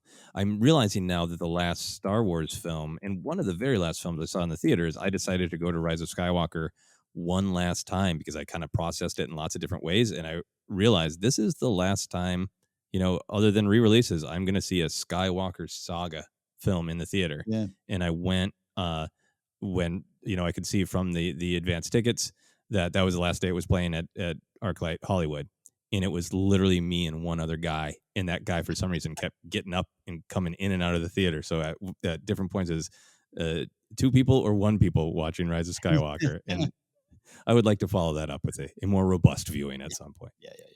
So at this point, we talked a little bit about seeing Star Wars at home on lower tech. At this point, how much do you personally care about format? 3D, IMAX, real IMAX, Dolby surround sound, 4D where they blow air at you, all those kind of things. I am not super knowledgeable about those formats. I know a lot of listeners are, and that's how they see things. So all respect to that. How much do you care about format? I don't care too much other than I'm not a fan of 3D. I'm one of those get a little nauseated, which I've had by some people. It's not really the 3D react. Totally. I totally get it. I almost barfed on Harry Potter. I got it.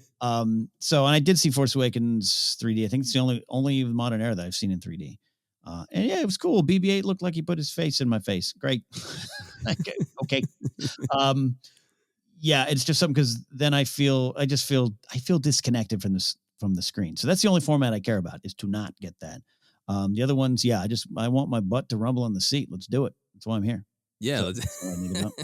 Yeah. I'm here for the butt rumblings. Yeah. I think for me, I appreciate the format if I can really perceive the difference. The kind of 3D that I've seen on sort of regular screens hasn't been great for me because there's been stuff where it's like, okay, the effect sort of wears off, and then there's something in the background that I'm not seeing in as much detail because the ship suddenly popped in my face. I love seeing Star Wars movies at Grauman's. Obviously that has with all the famous photos of the line of fans that's got such great for A New Hope for Star Wars at the time. It's got such great Star Wars history, and it's such an amazing theater. It's so physically beautiful, and then has the highest most modern tech, and the 3D there is great. So I like seeing 3D if it's at a place like Grauman's that does it really well. And I only really care about the surround sound when it makes a difference to the mix of the film. And that was fascinating with Last Jedi. There's that voice, that female voice that says Rey in the mirror cave. And there were some screenings that I could not perceive that, but I could if I was at the right theater, like Grauman's, and have that wow, somebody just said Rey behind me. Yeah. So I only care like you if it really impacts the actual experience where I can see or hear something. Yeah, well, and look, we discussed before, but I took the Solo thing. I could not understand some of the complaints about how film was shot. But some of the complaints are still don't agree with, because they're just like, they didn't like the real lighting used. And I think Bradford Young shot the hell of that out of that movie. It's my favorite looking Star Wars film. But in my third viewing, I couldn't see much in the first act. It was all blue and everything. There's something with this theater itself and the setting. So that stuff is a concern. And I'm like you, Joseph, I don't understand it to the degree other people do. So other than that, just put me in front of a screen. Absolutely. And I think Solo was a great example of like, it is a profession to, exhibit films, and people really needed things adjusted right for Solo to really sing. And when in that, I think at Grauman's, I saw Solo at Grauman's, and it was also amazing there, you know? Yeah. You mentioned El Capitan. That's where we saw Rise of Skywalker. El Capitan, if anybody doesn't know, is the Disney-owned theater, kind of in the heart of the real tourist district of Hollywood, of the neighborhood Hollywood and Highland.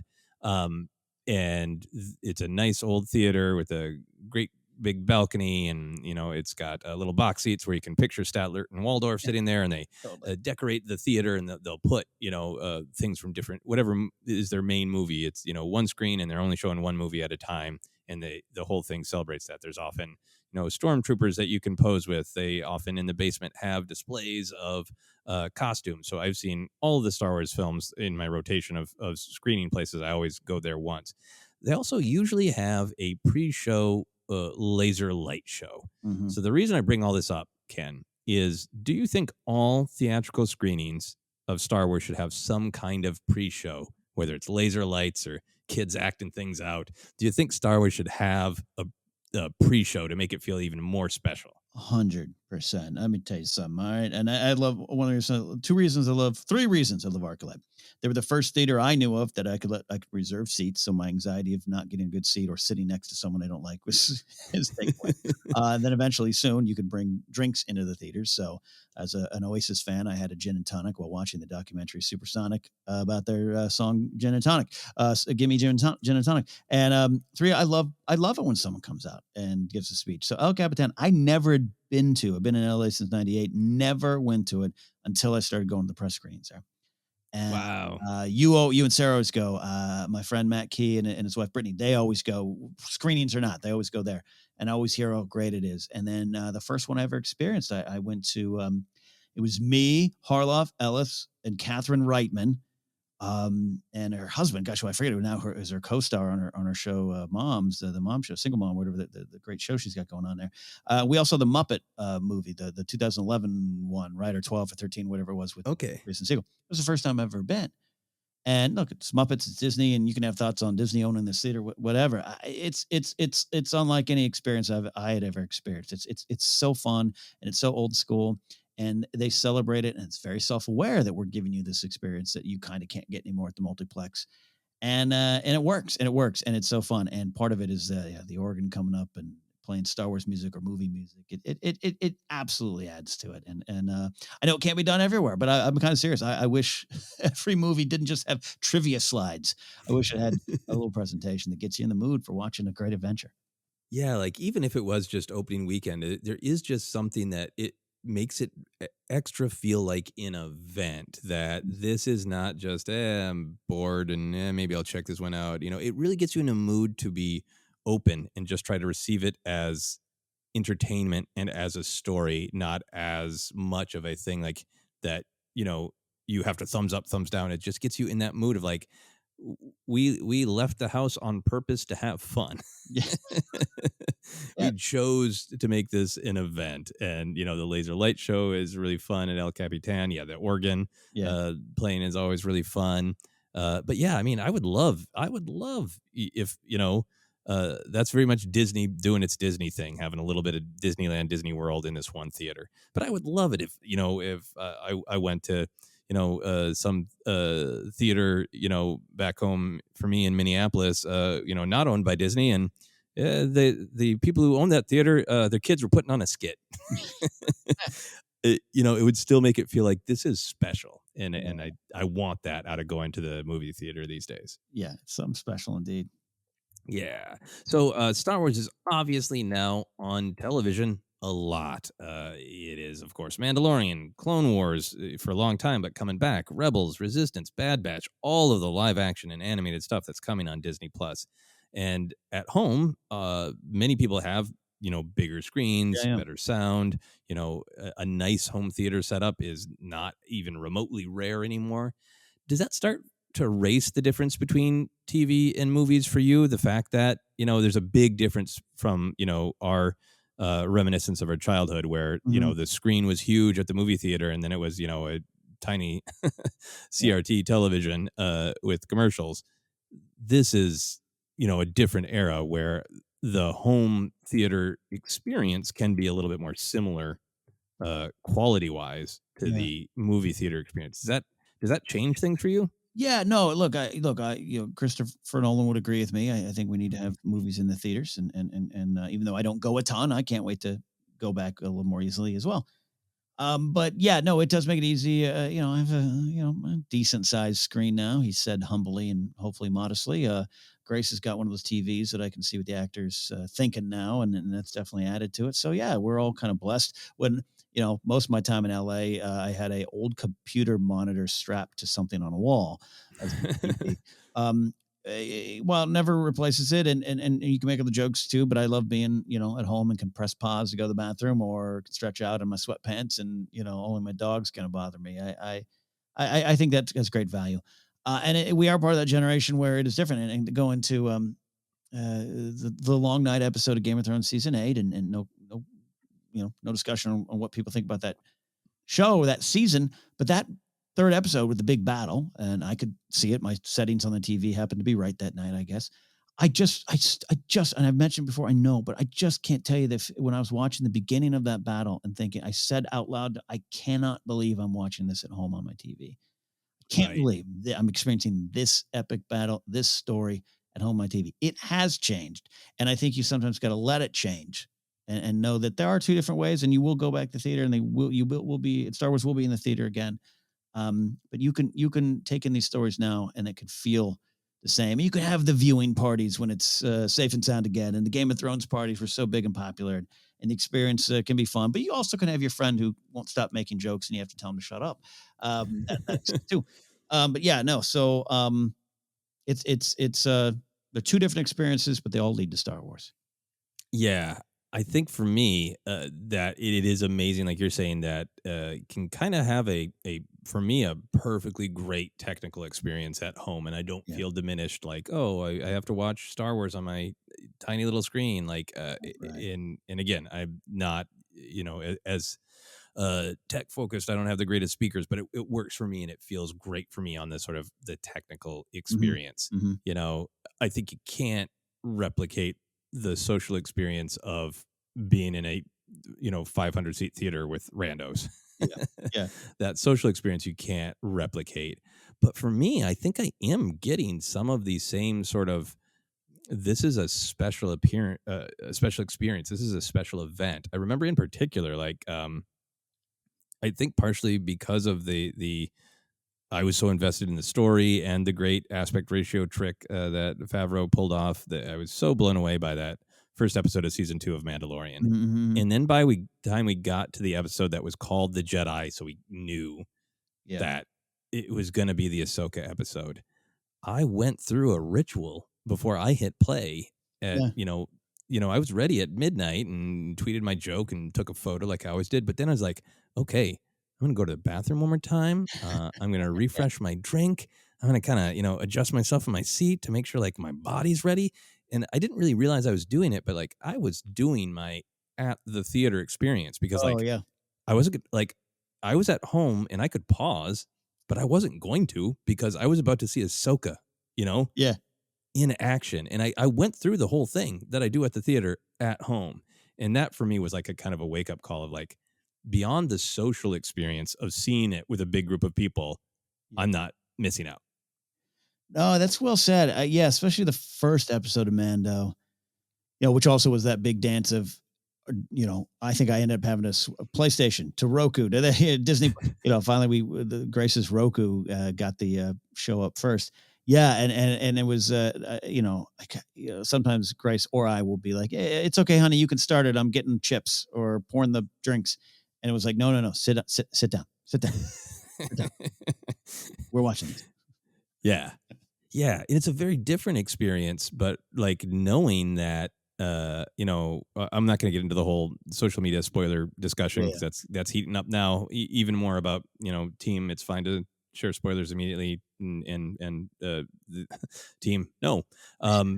But it's simply a reality that by the time I put down, my the PS4 controller at the end of an episode of Mandalorian or MCU show, I know there's going to be a whole community of people discussing it if I want. yeah. And so it still is a social experience, but a very, very different one. Oh, 100%. Yeah. Yeah. So we've talked a little bit about streaming when it's up on the television, but how do you feel about watching Star Wars on your phone, your computer, or tablet? Do you Mhm. like it? How does it change the experience? What is that about for you? No, I love it. I watch a lot of Clone Wars for a Clone Wars report. I actually watch most of it on my phone with AirPods in on a treadmill, and you get the experience. It's a 100% different experience. Now, I didn't watch season 7 like that. I made sure I had my big screen up, and it was fun and cinematic in its own way. But no, and I just love a lot of times it's the background. And I think a lot of people know, and you put a movie on and a Star Wars movie on in the background, and you check in because you've seen it 59 times that year, and you just kind of you experience it in a different way, and I love that experience as well. So a lot of times here working on my computer home studio here, I'll bring up Disney Plus and I'm going to put on Last Jedi in the background while I work. I don't even have the tab up. I'm on Google Docs typing something and I just hear Last Jedi, so I'm okay with it. I don't want that to be the first experience. You kind of touched on it. My experience with Mando season 1, episode 2 was in a Phoenix airport, up all night, stranded in an airport, watching on the phone. And that was not my favorite viewing of what ended up to this day is my favorite Mando episode. So Yeah. viewings can't affect you, but I'm okay with watching it wherever I can.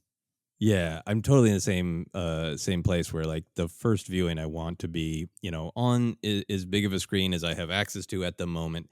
But I can't tell you, it's like this has changed my life that I have almost all of Star Wars available at my fingertips on my computer where I kind of live. Yeah. I spend a lot of time on my phone, but in particular, I will spend most days at my desk because it's my job. I'm writing or editing a podcast. I'm on my computer, or in particular, you know, uh, doing research for ForceCenter, right? Yeah. And it is such a night and day difference. Like, particularly back when I was doing Star Wars counseling, Right. those episodes where I would just really like, okay, I really remember somebody's got a question about this exact scene in Attack the Clones. So like, I really want to make sure that I'm remembering correctly. What is the sequence of that dialogue? And, the actual word that Padme used is key to this person's question. Mhm. And like, sometimes I Google it and it's like, that scene's not on YouTube, Right. you know? So I'd be like, okay, well, I can get up and, put the disc in.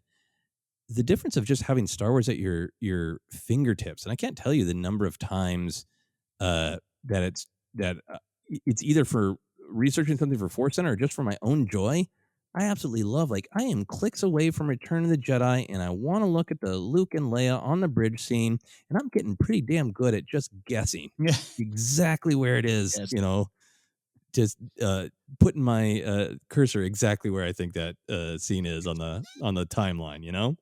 You're killing me. It's so there was during that big Star Wars Schmodown tournament last year, Molly Damon was competing and Alex was watching in another room, by the way. And there was some controversy that people thought he was in the room feeding her the answers, which is insulting to both Alex and especially Molly. But he and I were texting, and there was a challenge came up with a question. It was something about Dak or something from Empire, and Alex sent me a screenshot of the with subtitles, and I was like, "Dude, did you have that up? Were you watching?" He's like, "No, I just kind of brought up Empire, and I know where to go. I just seen the movie. I just went there, and it was there." Like, okay, I'm with you. I do that too. Yeah, yeah. And for our Clone Wars viewing, there's something because we're really watching it. I've seen most of these episodes at least 3 times, sometimes more than that if it's an episode I love. But I'm really watching it in this sort of different, intimate way, and it is in the most wonderful way for work. Yeah. And I love that fact that I'm not over on my couch in entertainment land. I'm on my computer, and I almost have this different relationship with it, and it's extremely joyful. It feels really intimate because I'm just like, obviously my computer screen is not as big as my television screen is, but it is when I've literally got bad posture hunched into it. Yeah. Just with the subtitles on, really relishing every shot, every moment, able to pause, write down a note, go right back to it, all on the same device. It's a really different, and like I know when I describe it, it sounds like it should be Mm. technical, but it feels strangely even more intimate. Yeah. It's not across from me on, there's no coffee table in between me and it. It's just like Star Wars is at my fingertips and right at my eyeballs, and it's strangely intimate, and I really love it. That's great. Yeah, I would not have thought that was going to be my answer to this Mhm. question, but it strangely is. That's fine. Yeah. So we've talked a little bit about all that experience of watching it on the small screen and the even smaller screen. Do you ever want to see Mando or a Clone Wars or Rebels arc on the big screen with a crowd? How do you think that would translate? Is that something you hunger for? I do, and I will say I've seen Rebels. I saw the final 2 episodes of Rebels at the press event where they screened it on the big screen. Oh wow, Yeah. yeah. And look, I fortunate, and I was sitting next to Dave Filoni during the screening. I think it was me, Perry Nemiroff, and then and Dave. And Dave sits down, he speaks, and then he comes, and we realize, I was like, Perry, he's going to sit next to us. He sits down, he's got the cowboy hat on, he just looks at us. He's like, hey, how you doing? Man, I hope everyone enjoys this. And it was very sweet. And it was a different experience, but it's fun. And I got to tell you, it translates pretty well. Like, and I think season 7 Clone Wars was designed, the latter final 4 or 5 episodes was designed to be a movie in my head. And I think one day I wouldn't be surprised if we see it somehow, some way on the big screen. Oh yeah, I mean it's just obviously that was almost constructed as like, hey fans, ask for this. Yeah. Because it's not just the way it was shot, but literally constructed with the, it didn't have the moral at the beginning of each chapter. It was, it was these episodes that built up to this, Totally built together to be this amazing thing. So I'd love to see that. I'd love to see 1 or 2, Mando episodes that would be amazing, strung together, and to just especially since obviously there is some varying opinions about Mandalorian, but in general, that's something that people have been really excited about. And I would love to see it with Mark Ellis and be like, hey, does that theme hit different in a theater? Yeah. When it's all around you, and it's, that theme is so Mando's music, and I find it fist pumping. Once it really gets established, and that like somebody pisses off Mando, and he's going to act, and he turns, and the music starts. You're like, oh, here we go. That I wonder if that experience would be different for somebody like Mark Ellis in a big theater with everybody cheering when that theme drops. I think it would, and I think he would be the first to say, that hitting a different level. Yeah, I think it would. Yeah, so I'd be super excited to see all of that. Either individual episodes, things like that Clone Wars finale, which is made for it. I'd even be happy to see something that's kind of constructed to be like a best of. Ezra narrates his journey, and we get to jump from moment to moment. That'd be cool. I'd be good with that. If you could watch a re-release of any Star Wars movie in any theater, what would you want to see? Revenge of the Sith. Revenge of the Sith, hands down. So saw it in the theater, but that was the one I saw of the prequels. I mean, I think for a lot of us, there was a sliding scale, right? I saw Phantom Menace 8 times in the theater. Attack of the Clones, 3, 4. Revenge of the Sith, I think I saw 2.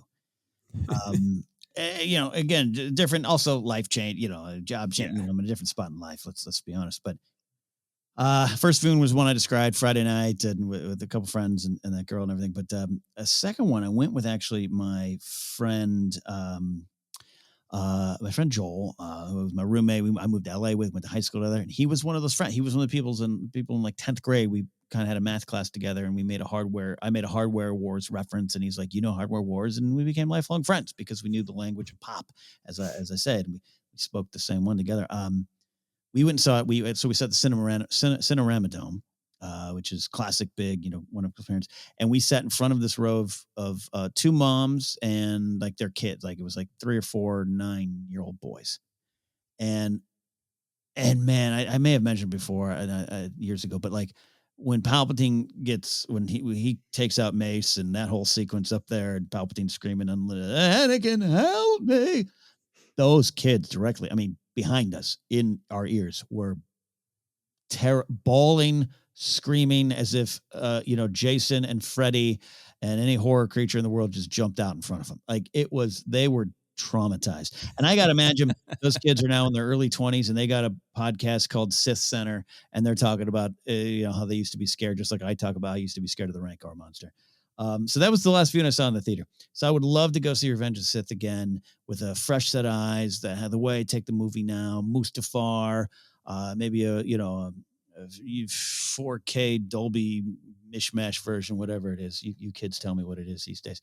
I would love to see it and experience that movie, that opening sequence, boom, boom, boom, and the big battle over Coruscant.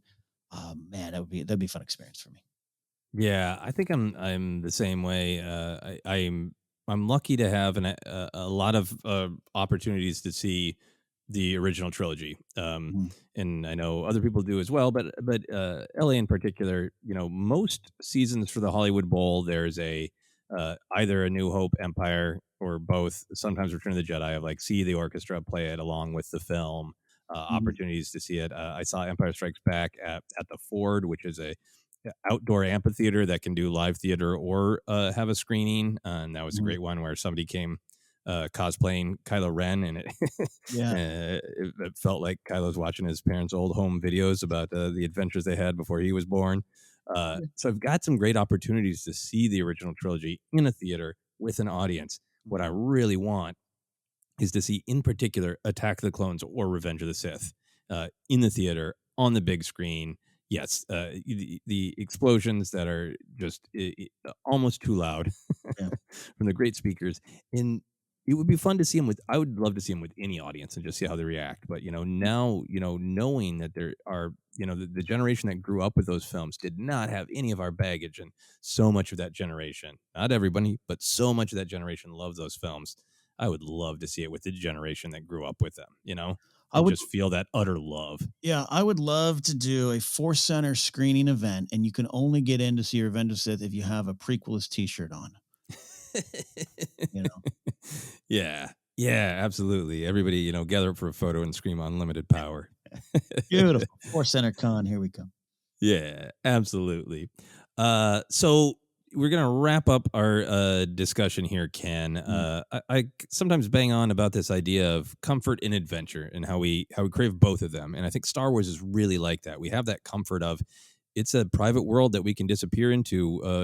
Back in the day on our VHS alone at home, or now anywhere you're sitting, you got your tablet and you just disappear into Star Wars land yourself. But then we also crave, the big theater experience where you don't know if anybody next to you is going to be on their phone. You don't know if people are going to boo. You don't know what you're going to get, and that's the thrilling adventure. And it's the sound of that Star Wars theme just blaring out of those speakers, and it's adventure, right? Yeah. So it can be both of those experiences. So I want to ask about both of those. Okay. So imagine however you want to, what you're doing to prep, what you're eating and drinking, what you're going to do afterwards, where you're seeing it, whatever it is. Walk me through your ideal Star Wars experience. If you're trying to create, first, we're going to do comfort. Walk me through if you're trying to make the most comfort viewing possible. What is your ideal Star Wars viewing?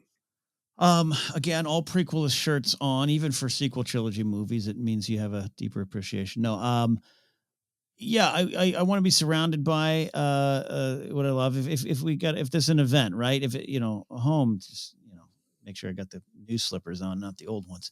I want to be surrounded by it, and I want those around who are gonna not just blindly love it like I do, right? Just be there for the joyride, but then all food out of the way, home or theater, all food out of the way. Don't eat during the movie. No loud chips. No loud chips. And then just to be immersed in what we're about to watch, costumes on display, all those kind of things, toys out of my house, toys on display. And then just know that we don't have to get up right after. We can just sit there and take it in. I love that experience. You, me, Sarah, Grace, And then Van William, my pal Van William, we went to one of the Collider hosted screenings of Rise of Skywalker, and we kind of just stayed up in that row, just talking about it afterwards. Yeah. That's the kind of thing I want. I want to create that atmosphere just so we can really climb into this world, stay in that world. And like you said, you and Sarah not wanting to walk home yet. I want to find a virtual, figurative Musso and Franks that we can all hang out afterwards. Or maybe Musso and Franks. Yeah, or the actual Musso and Frank. Yeah, when we can. No, I love that. I totally agree with you too. I think it is about the emotional pitch you're making. That it is. How can you just be in that warm bubble of, yes, we accept that there's criticisms and analysis to be had, but it's also okay to just let yourself embrace unconditional love for a couple hours. Mm-hmm. And what my mind went to is I had such a great experience at Star Wars Celebration. You know, I was picturing like, okay, there's a, it's not even a new theater, it's just a rescreening, Right. And you're at Star Wars Celebration. I just bought an action figure. They're allowing drinks, so I have not a beer, but a cocktail that I can sip very slowly. Yeah. And I'm watching I don't care which one, Yeah. Attack the Clones or Revenge of the Sith would be great because I want to see those with an audience. But, I'm with, a group of friends, but also just this room full of people of all ages who love Star Wars enough that they bought tickets to a convention. And we'll debate it later and joke about it and nitpick it later. But for the time right now, we're just totally in this other world, just unconditional love audience, just celebrating Star Wars. Love it. That's why we here. Yeah. That's why you, me, and Jennifer started this thing, and it's still the same vibe. And doesn't mean don't have those deep discussions later, but there's so little joy sometimes in the world. I'd like to have it in my space sagas. Yeah, give yourself the gift of joy. And to wrap up this discussion about how we literally watch Star Wars, if you were trying to create the most thrilling, like you were in the galaxy itself, taking risks, what experience of watching Star Wars would bring out that sense of, this is a thrilling, unique, big adventure? Wait, let me make sure I understand your question. You want me a viewing of a movie, and how could I make that viewing the most thrilling adventure? Yeah, like if you there's the version of Star Wars we're talking about, like just it's comfy, cozy, right? Yeah. But if you wanted to feel that sense of just awe and wonder, and like, I can't believe what I just saw, the sort of more the thrilling adventure side of it, how would you set up that viewing? It needs to. We take the center Ramadome, which is this giant, big curved screen. You feel like you're more in the movie, anyways. It's not 3D. And then you take the Millennium Falcon from Galaxy's Edge and you plop it in the middle of that theater. It would fit. And then you put it on some hydraulics and you make it and then you just you get to fly around, and you just get to watch some of the scenes. But then, like, if you go into the Death Star, you get that Falcon moves, and you get to you're like Nine Numb and Lando. You're going in. And you go in. And your soda and your popcorn flies everywhere. You feel it, you rumble, your seat rumbles. That's what I want. I want an interactive Star Wars. You want to sit in or on the Falcon? Yeah, that's great, man. I'm sure they could do that at Galaxy's Edge. Set up a giant screen outdoors and invite people to sit on the Falcon. I don't think that's going to happen anytime soon, but physically maybe possible. Maybe. Yeah, I think for myself, I went back to I love the reserved seats at ArcLight. I always I have my seats I like, all that kind of stuff. But I think when I was thinking about embracing the adventure of it, I thought back to those days where a part of going to the theater was that anxiety of which seats are going to be available. Is somebody's head going to be a little bit in my way? Like, I don't want all that all the time, but I got to be honest that adds this like edge, right? Yes. And I was thinking back actually to I saw Attack the Clones, at midnight. Friend pounded his fist on his thigh about Yoda, and then I think I was supposed to have a rehearsal with another friend, and he was like, "Is it okay if we reschedule? Because I'm going to go see Attack the Clones again." And I was like, yes. And in fact, so am I. I'm going to come with you, and I raced in my car to this, one of my favorite theaters in Minneapolis. It's called St. Anthony, Maine. and it is right on the edge of the Mississippi River in the heart of Minneapolis, like literally right by St. Anthony Falls, which is the reason that Minneapolis exists in a city. But it's this great place because you go into another world and then you step out and the world is interesting. You're not just in like a suburb somewhere with, a Chipotle and a bank. It's like the river is rushing by you. So it's always this great segue back into like the real world's okay too. Yeah. So I would, if I could have a thrilling thing, it would be last minute decision to see a movie at St. Anthony, Maine. Just race there. There's no reserved seating. Don't know if I'm going to be able to find my friend. And then when you get out of the theater, you'd leave your car there and somebody would have a bunch of bikes. Yeah. And they would say, you're going to go with your friends to discuss this movie at a bar. And you're going to ride your bike there. So that I could just like lean into that little kid feeling. I had it so much when I saw Solo at that press screening with you of like, I want to ride a bike home because that's what this movie, makes me want to race, that it's such a, I know I could construct that for myself as an adult, and maybe someday I will, but I want to leave a Star Wars screening with that desire to move, and zip on a bike, just dump it outside a bar. Fling it down, your little BMX racer. Yeah. Head inside your friend's house to talk Star Wars. Yes. It would be physically taxing for me right now, but I could do it. So that's my idea of thrilling Star Wars viewing. But I like yours of sitting inside the Falcon. That's pretty damn good. No wrong answer here.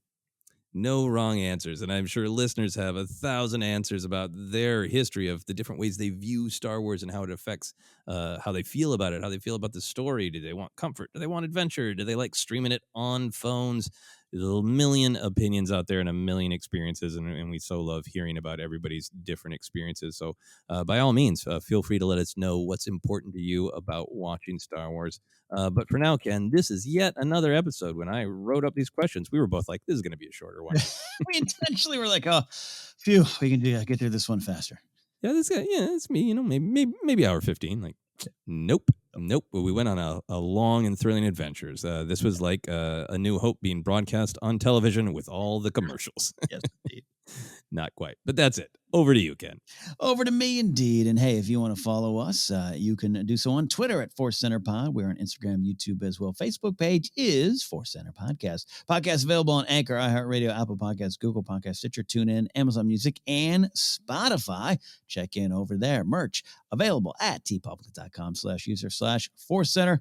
And patreon.com/ForceCenter is where you can support us directly. From there, you can link to our Discord, a private community of a great place to celebrate Star Wars, talk about all the angles of it with us in that Discord server. You can follow me at Ken Napzok or go to kennapzok.com. I also am part of something called the Good People Association, production company, digital brand, and Empire Fun. You can follow us at thegpa.fun. Joseph. Yeah, you can find me on Twitter and Instagram at Joseph Scrimshaw, and you can check out my website for all my other comedy adventures, including my podcast, Obsessed, the Adult Swim show I write for Tigtone, which you can also check out on HBO Max. Info about all those things on my website at josephscrimshaw.com. But for now, for myself, for Ken, for all the friends we've watched Star Wars with over the years, this has been ForceCenter.